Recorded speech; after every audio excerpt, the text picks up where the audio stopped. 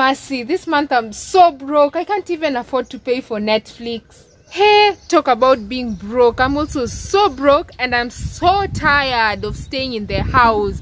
What do? I have an idea. Netflix is like 800 shillings a month, right? Or is it 1,000? So we can each pay 400 and that way we are able to use the same account. Here, I have 500 shillings and you'll give me change.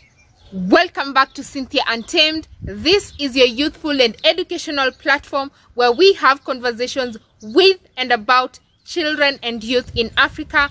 Make sure you check out my other videos, hit the notification button, subscribe, tell a friend to tell a friend. Let's talk about Netflix and all the inspiring shows and series you should be watching.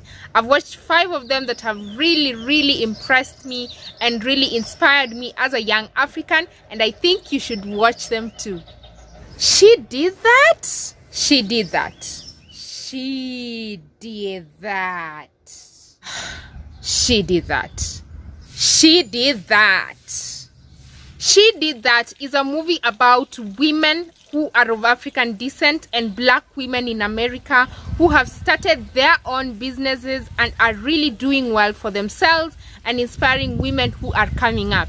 I was not able to relate to all the women in the movie because some of them were in completely different spaces from what I am interested in. Some of them are making toys and clothes for children. Others are running cookery businesses. Others are working in the media. They're so diverse, and I really liked the spirit in them to start their own businesses. These women talk about the challenges that they have faced, 1 being a woman and 2 being a minority in America, and they talk about also lack of money to start their own businesses. And right here in Africa, I have seen a lot of women trying to start their own businesses, trying to be entrepreneurs, trying to create their own social enterprises that solve the challenges in their communities. And let me tell you, this is a movie you will want to watch. You will not be able to relate to probably all the characters in the movie, but I can tell you there are things that you will be able to pick out of that. For example, I picked out that if you are a blogger, you don't just have to earn money from the ads. You can also be a speaker, you can be a writer, you can be someone who presents news in the media. You can train other people to write their own stories, and that way you're also able to get money. So there are so many ways that you can earn as a content creator, and that is why I liked She Did That. There's someone who put out a tweet and asked, if you are to give your life right now a title of a chapter in a book, what would it be? Mine would be Becoming. Having read Becoming by Michelle Obama, who is the former First Lady of the United States of America, this movie was just the highlight for me because it really gives the behind the scenes into the making of the book. And there's so many lessons you will learn from Michelle Obama, and in this movie you learn that you should never forget where you came from. Even if you're now the First Lady or you're the most famous person in your country right now, don't forget where you come from, because remember, it is the people who saw you as you started your journey who know who you really are, people who can keep you in check, people who know when you're pretending to be someone you're not. So never forget where you come from. The other thing was the aspect of family, loving your family and appreciating where you come from. You may not be from the most influential or wealthiest family, but you can still make something out of your life. That is a lesson you will learn from Michelle Obama Becoming. I also liked the emphasis on girls' education, and this is not to say that boys should not be educated, but seeing that women have been disadvantaged and continue to be disadvantaged in so many ways, including female genital mutilation, early marriage, lack of employment, lack of opportunity, patriarchy. There's so many challenges that women and girls continue to face, and Michelle Obama, through the Global Girls Alliance, is committed to empowering women across the globe, and especially women in America, and that I found to be very inspiring. Whatever you are doing in your community, make sure you empower the boy child and the girl child, because at the end of the day, a child is a child. You're never going to know the power of something until you try it out, which is why you need to watch The Boy Who Harnessed the Wind, which tells the story of a boy from Southern Africa who harnessed the power of the wind. He comes from a village that was facing the challenges of lack of water, and because of lack of water, it meant that people were constantly hungry. And when people are constantly hungry, there is war, there is poverty, and children are undernourished. And this boy discovered the power of the wind, of making a windmill and it being able to pump water. And how did he discover this? He discovered it in a textbook while in school. And you see, what really impressed me was his power to read whatever he was reading in class and being able to think about the challenges in our communities. Which is why I keep talking about education and how education should enable our children and youth to create opportunities for themselves and for their communities as well. Because if we have children who are just going to school, getting A's, and then after that, that is the end of life, we're just churning people to get into the workforce, then we're going to continue having challenges right here in Africa. But if we also enable children to use education to think broadly and to think widely, then I think this is really important. The boy who harnessed the wind continues to tell the story of a boy coming out of poverty, trying to be successful and struggling in his family. And you see the conflict in his family because of hunger and because of poverty. And even you see that the community was not initially supporting his idea to make the windmill. But I also like his determination, because he tried the idea several times and kept failing until it worked. And one day he was able to pump water and people were able to grow crops in that village, and that idea now continued to grow. And because of his powerful innovation, he was able to get a scholarship to continue with his education, and right now he's much older and very successful and continues to be a story of inspiration in his village, and not just in his village but in Africa and across the world. Oh my god, I don't know what to do with this hair. It's so kinky, it's so woolly, it's so tough. I don't know what I should do. Should I straighten it? Should I put chemical on it? Or maybe I should just join the natural hair movement. I don't know what to do. And it's so difficult to maintain my hair. Oh gosh. Sometimes maybe I wish I had silky hair. Maybe it would be easier to manage this hair. I really don't know. I just don't know what to do with this hair. Oh gosh. And I know so many women are struggling with this kind of hair. Hair is such a big part of the identity of a woman for many women. I know we keep saying, oh, you shouldn't be your hair, but trust me, for many women, me included, our hair really is a very big part of our identity. They tell our stories, they tell the stories of our hopes, our struggles, and our dreams. People like me tell stories like that. If you want to watch more about my hair, do check out my Dada Sphere talk, where I was talking about the conversation that changed my life, and that story began with my hair. Madam CJ Walker, people, also has a story about her hair. Check it out on Netflix. Madam CJ Walker is a woman who was constantly abused. She was born 2 years after the emancipation. If you do not know what emancipation is, you know, in America has a history of slavery, and she was born 2 years after slaves were set free. And Madam CJ Walker tells her story of how she was struggling to maintain her hair because there weren't enough products to take care of the kind of hair that we have. Madam CJ Walker faced abuse from the patriarchal society, and eventually the only job she could get was being a washwoman, washing the clothes of rich families, and she'd get very little money. And her boss was making hair products for women, but her boss was biracial, and by being biracial, you know that a lot of biracial people have softer hair compared to African hair, which tends to be kinky and woolly.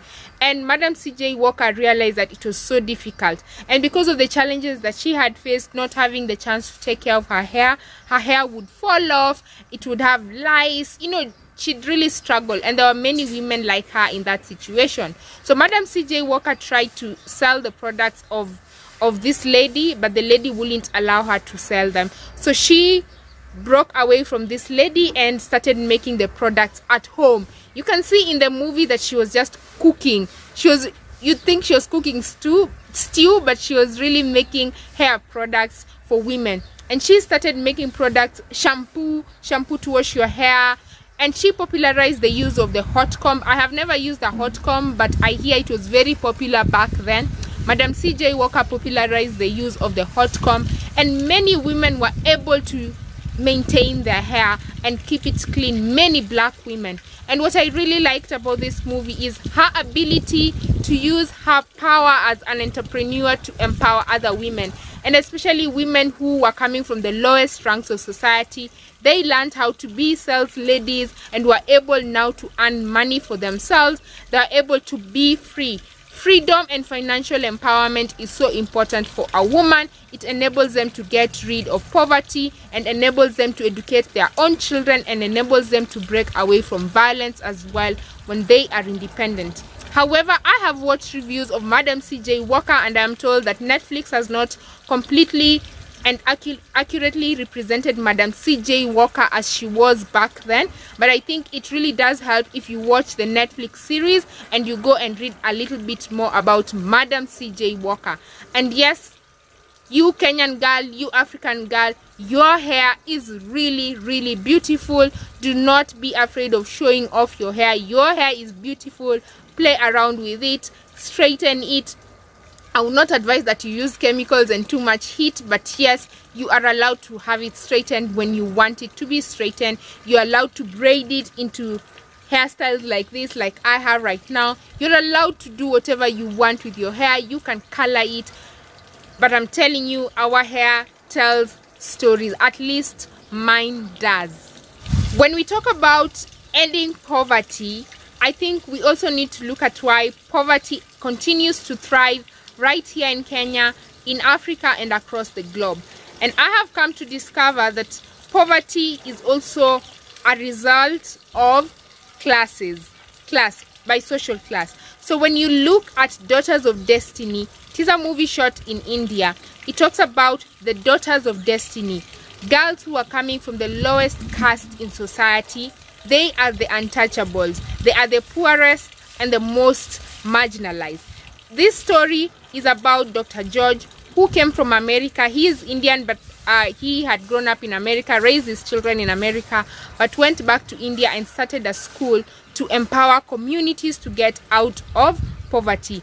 And for many communities in India who come from the lowest rank, and in many parts of Africa as well, the way out of poverty really is through education, because then these people are able to get employed or start their own businesses and go back to empower their communities.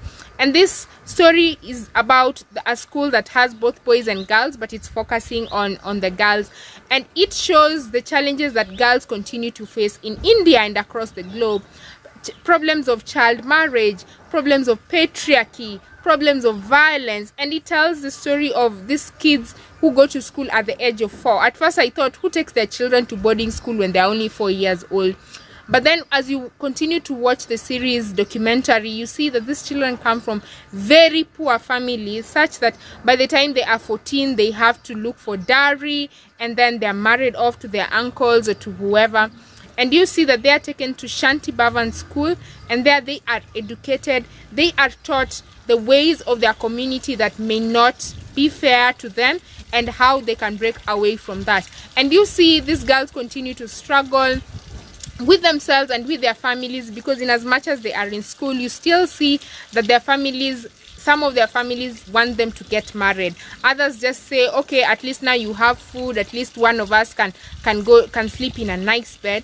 And you also see some of these children going through survivor's guilt, because Shanti Bhavan has a policy of educating only one child per family, just to be fair to communities. And you see that they really struggle with survivor's guilt, because they ask themselves, why is it that it was me who was selected and not my sister, not my brother? You see that they struggle with that. And as you watch the movie, even a sister to one of the girls committed suicide because she was not selected to go to Shanti Bhavan school, and she felt like her sister was always more favored because she was more educated. You also see that as these girls grow into adulthood, now they have to make their choices. As they are children, they depend on the choices of their community. When they are in school, they depend on the choices of the school. But now they go to college and they have to now decide. Some of them face discrimination for the first time. They go to schools and they find that their children from upper classes who have iPhones and laptops and they are wealthy, and then all they have to do is give back to their community once they are done with school. So you see them struggling with those choices, wanting to be musicians, for example, but sometimes some careers are not guaranteed that you'll be successful, and you see that society continues to tell them that you must take this traditional path so that you get a job, and that way you're able to get your family out of poverty. So you see them being in conflict with all these situations. But what I like about the vision of the school, it's its ability to continue striving to empower communities, because you'll see even some of the girls now going back to the communities, trying to get justice for the communities they have faced. You see a girl who grew up near a quarry, and she realized that the people who were living around that quarry were actually entitled to that land, but now they were the ones working and doing all the hard work and just getting very little money and continue to live in poverty. You see all that. I really like this movie because it tells us about the strength of empowering communities, and you see these children right from the age of 4 to the age of about 23 when they're graduating from school and now getting into the workforce. And the mission of this school is to continue empowering children who will leave the school and then come back to empower children like them so that they can uplift their caste.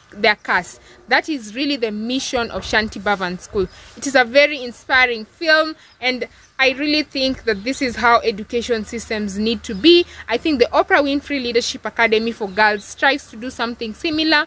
Maybe I'll have to research some more, but I believe it is also about lifting the most vulnerable out of poverty and lifting your community.